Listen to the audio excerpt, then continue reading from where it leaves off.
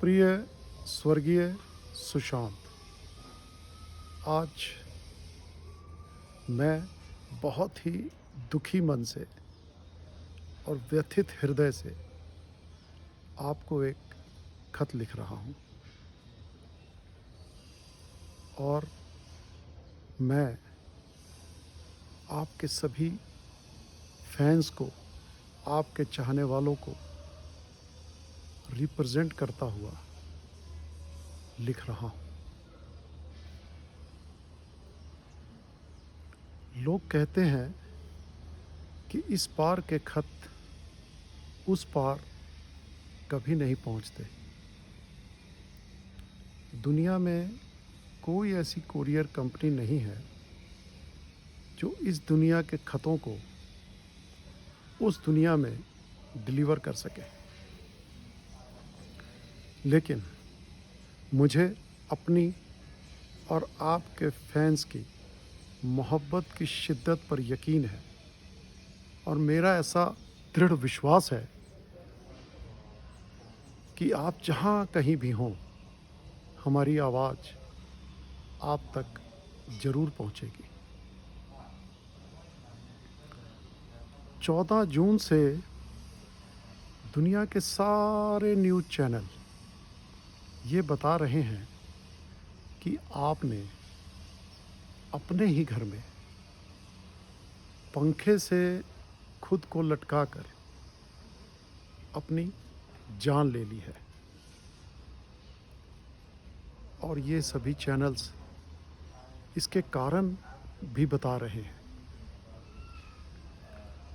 Film industry की groupism और निपोटिज़म ने आपको बिल्कुल कॉर्नर कर दिया था, जिसकी वजह से आप डिप्रेशन में आ गए थे। आपके प्रोड्यूसर्स ने किन्हीं दबावों में आकर आपसे वो 7 फिल्में वापस ले ली थी जो कि एक्चुअली वो आपके साथ लीड एक्टर के तौर पर साइन कर चुके थे। करण जौहर ने आपकी नई फिल्म ड्राइव आपकी इच्छा के विरुद्ध मल्टीप्लेक्सेस के बजाय नेटफ्लिक्स पर रिलीज़ कर दी थी। आपकी गर्लफ्रेंड रिया कुछ ही दिनों पहले आपको छोड़कर जा चुकी थी। आपकी मैनेजर ने कुछ ही दिनों पहले 14वीं मंजिल से कूदकर अपनी जान ले ली थी। शेखर कपूर ने अपने एम्बिशियस प्रोजेक्ट पानी के लिए आपको साइन किया था, लेकिन चूंकि आदित्य चोपड़ा ने अपने आप को इस प्रोजेक्ट से अलग कर लिया, तो आपका ये प्रोजेक्ट अधर में लटक गया था। और ये प्रोजेक्ट आपके दिल के बहुत करीब था। लोगों ने यह भी कहा कि पूरी फिल्म इंडस्ट्री आपको एक आउटसाइडर की तरह ट्रीट कर रही थी। और कई मौक़ों पर तो कुछ सीनियर आर्टिस्ट ने पब्लिकली आपकी बेइज्जती भी कर दी थी। तो आज मैं आपके करोड़ों चाहने वालों के बिहाफ पर आपसे ये पूछना चाहता हूँ कि जो हम लोग सुन रहे हैं, क्या वो सच है? क्या वास्तव में आपने खुदकुशी कर ली है या फिर आपकी हत्या की गई है? आप ही हमें बता सकते हैं, क्योंकि जैसा भ्रष्ट हमारा शासन तंत्र और हमारा समाज है, तो उनसे तो हम कोई उम्मीद नहीं कर सकते कि ये सच्चाई कभी भी बाहर आ पाएगी। अगर आपकी हत्या की गई है, तो हम आपकी ये लड़ाई तब तक लड़ेंगे जब तक आपके हत्यारों को सज़ा नहीं मिल जाती। हम फैंस का आपसे ये वादा है कि आपके चिता की आग को हम तब तक ठंडा नहीं होने देंगे जब तक उस आग में आपके हथियारों को भी जलाकर खाक ना कर दे। लेकिन अगर आपने सचमुच आत्महत्या की है तो मैं सभी के बिहाफ पर आपसे कुछ सवाल पूछना चाहता हूँ। क्या आपको अधिकार था अपना जीवन लेने का? जीवन लेना और जीवन देना ये तो ईश्वरीय सत्ता के अधीन है। तो क्या फिर आपने अपने जीवन को लेकर इस ईश्वरीय सत्ता को चुनौती नहीं दी डाली? क्या किसी भी इंसान को इस दुनिया में ये हक है कि वो खुदा की दी हुई सबसे बड़ी नेमत इस जिंदगी को ठुकरा दे? दुनिया का कोई भी धर्म, दुनिया का कोई भी कानून इसकी इजाज़त नहीं देता है। अपनी जान ले लेने से बड़ी कायरता दूसरी कोई भी नहीं हो सकती है। और हम तो ये सोच भी नहीं सकते थे कि आपकी हसीन मुस्कुराहट और आपके दिलकश व्यक्तित्व के पीछे इतना कमज़ोर दिल भी हो सकता है। क्या आपको अपनी जान लेते वक्त बिल्कुल भी अपने उस पिता का ख्याल नहीं आया जिसकी 4 पुत्रियों के बाद जन्मे आप इकलौते पुत्र थे? उस पिता ने तो आपकी सफलताओं से खुश होकर अभी अभी थोड़ा इतरा कर चलना सीखा था। अभी अभी तो उसकी कमर सीधी हुई थी और उसने जमाने की आंख में आंख मिलाकर बात करना सीखा था। तो फिर आपको क्या हक था कि आप उसकी कमर तोड़ डालें? आपको क्या हक था कि आप उसे सारी उम्र के लिए मानसिक तौर पर अपाहिज बना डालें? उस पिता को जिसने आपके सपनों को साकार करने के लिए अपनी पूरी जिंदगी को न्यौछावर कर दिया? क्या आपको अपनी जान लेते वक्त अपनी उन 4 बड़ी बहनों का कोई ख्याल नहीं आया जो आपको अपनी जिंदगी से भी ज़्यादा प्यार करती हैं? क्या आप भूल गए कि जब आपकी माँ आपको बहुत जल्दी इस संसार में छोड़कर चली गई थी तो आपकी इन्हीं बहनों ने आपको माँ का प्यार दिया, आपका लालन पालन किया? आपकी वही बहनें जिनकी हर आती और जाती हुई सांस में आपके लिए दुआएं होती थी, और इन्हीं दुआओं का सदका कि आप उस मुकाम तक पहुंच सके जिस मुकाम पर आज आप थे। 130 करोड़ की आबादी वाले हमारे देश भारत में अगर आज सिर्फ 20 फिल्म स्टार्स की एक सूची बनाई जाती तो आपका स्थान उसमें निश्चित होता। क्या आपको अपने करोड़ों फैंस का भी कोई ख्याल नहीं आया जिन्होंने आपसे मोहब्बत की, आपको अपने सर आँखों पर सजा कर रखा? आपसे तो हमें बहुत सारी उम्मीदें थी।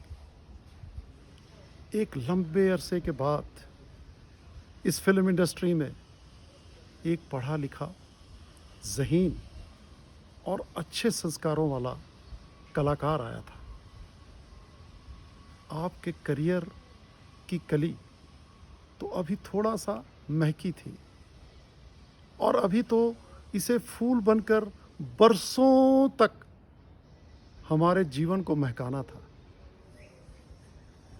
लेकिन आपको क्या हक था कि आपने उस कली को ही मसल डाला?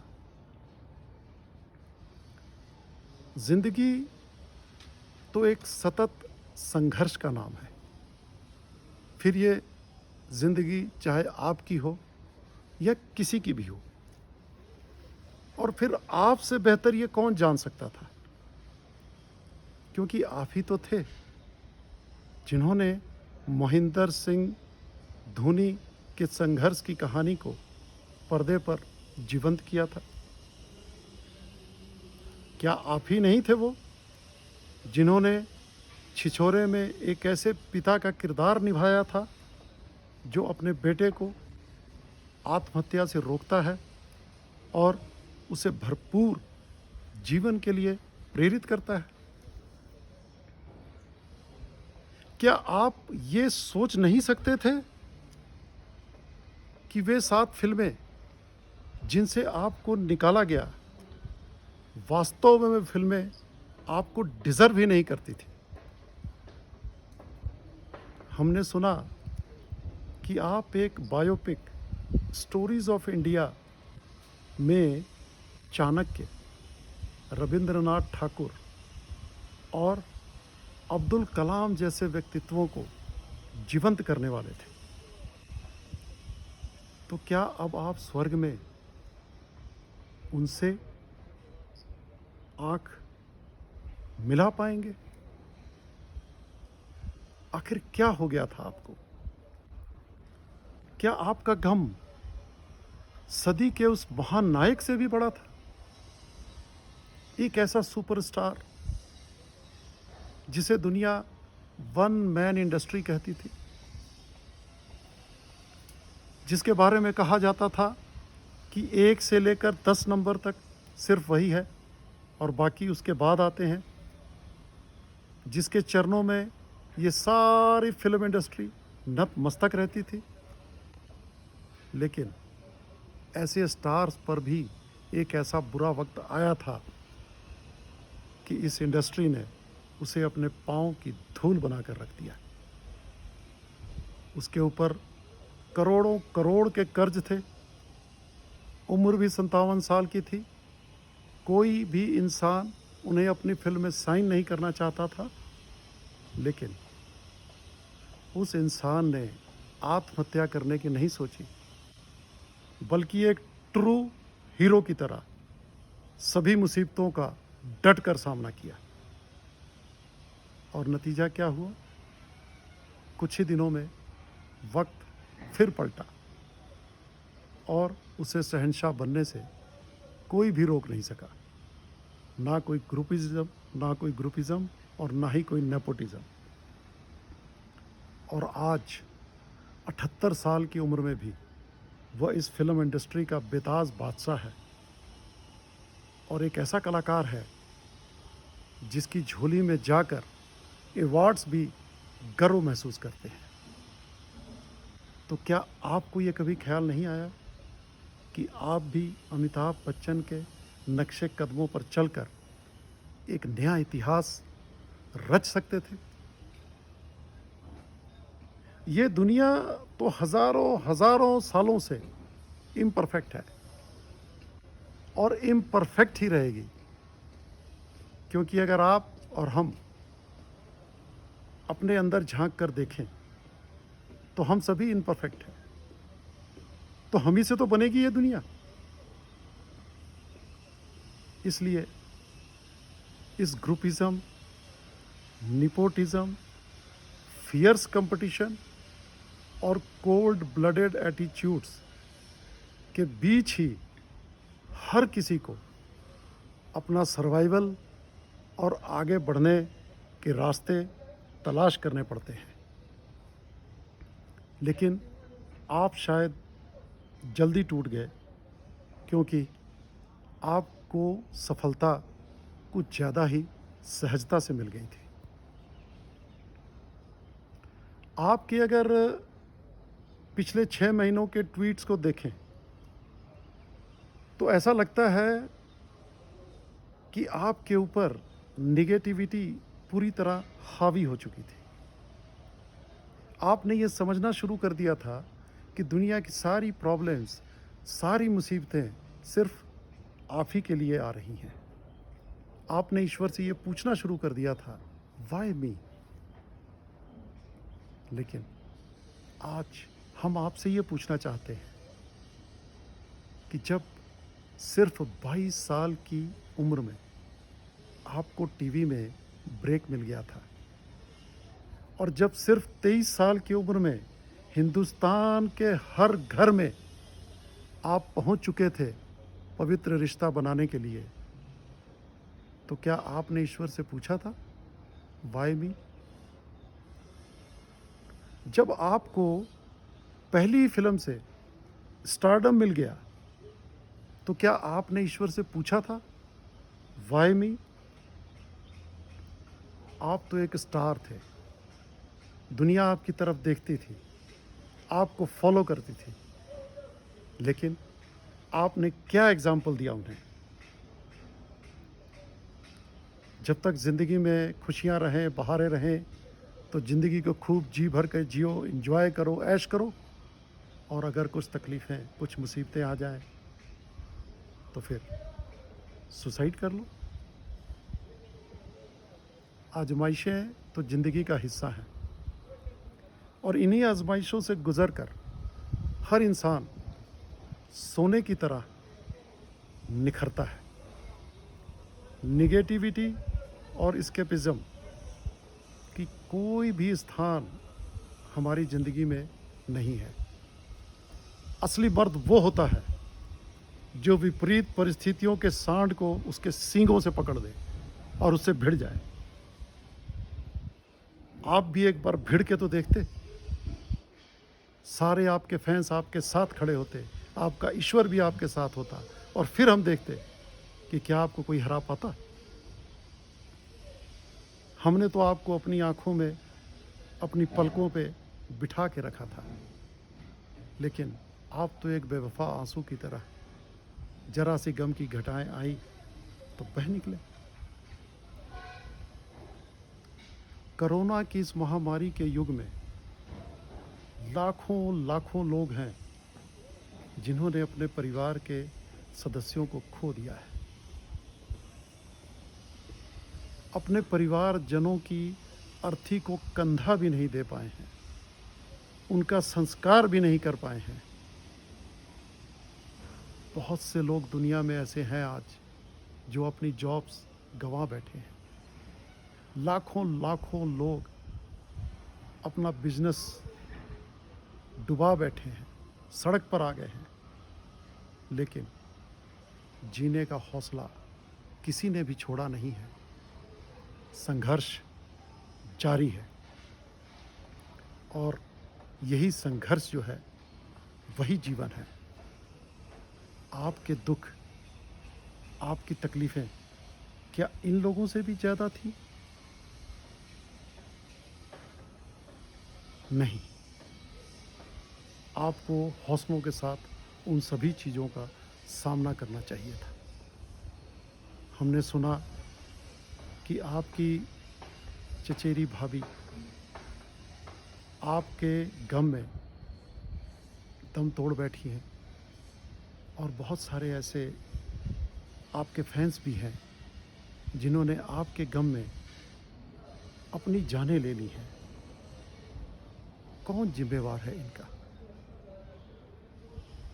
आप तो चले गए हैं, मौत की धुंध में कहीं खो गए हैं, अपने चाहने वालों को अकेला और गमगीन छोड़कर। लेकिन हम सभी ईश्वर से ये प्रार्थना करते हैं कि आपको ईश्वर इस भूल के लिए क्षमा करे, और आपको एक और मौका दे, आपको एक और जीवन दे, ऐसा ही स्टार का जीवन, ताकि जो अतिरिक्त वासनाएं आप अपने साथ लेकर गए हैं वो उस जीवन में पूरी कर सकें। जिन ऊंचाइयों को आपने छूना था इस जीवन में लेकिन नहीं छू पाए, उस जीवन में आप उन ऊंचाइयों को छू सकें और आपके जीवन का वर्तुल पूरा हो सके, और तभी आपको आपकी आत्मा को मुक्ति मिल सकती है। आपका एक चाहने वाला हरमीत सिंह।